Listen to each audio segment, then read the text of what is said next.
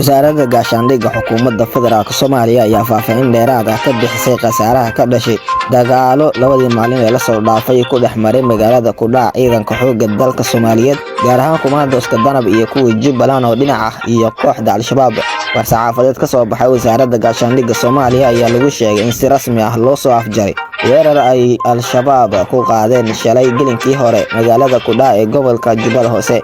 wasaaradda gaashaandhigga Soomaaliya ayaa sheegtay in dagaaladaasi khasaare xooggan lagu gaarsiiyay kooxda Al-Shabaab isla markaana looga dilay ilaa 13 xubnood oo ka tirsan Al-Shabaab.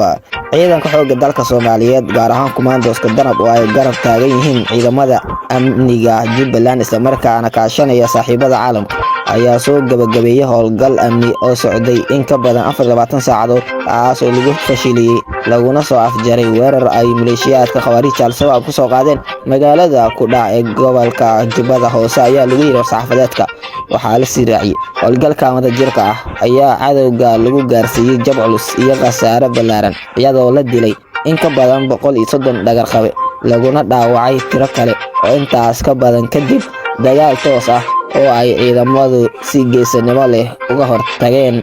weerarka. sidoo kale waxaa gacanta looga dhigay gaadiid dagaal iyo hub ay ka carareen maleeshiyaadkii argagixisada ee soo qaaday weerarka naflacaariga ahaa. haatan amniga magaalada Kudhac iyo dhammaan nawaaxigeeda waxaa si buuxda gacanta ugu haya ciidanka xoogga dalka Soomaaliyeed gaar ahaan kumaandooska Danab iyo ciidamada amniga Jubbaland kuwaas oo weli ku jira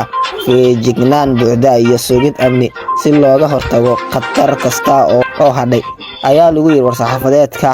waxaana lagu soo gabagabeeyay war-saxaafadeedka ka soo baxay wasaaradda gaashaandhigga xukuumadda federaalk Soomaaliya. wasaaradda gaashaandhigga iyo taliska ciidanka xoogga dalka Soomaaliyeed waxay bogaadinayaan geesinimada, wada shaqaynta iyo feejignaanta ciidamada xoogga dalka iyo kuwa Jubbaland iyagoo mar kale adkeynaya in howlgallada lagu ciribtirayo argagixisada ay sii socon doonaan ilaa laga xaqiijinayo nabad, xasilooni iyo amni waara oo ka hirgala guud ahaan dalka ayaa lagu soo gabagabeeyay war-saxaafadeedka ka soo baxay wasaaradda gaashaandhigga xukuumadda federaalk Soomaaliya. aniguna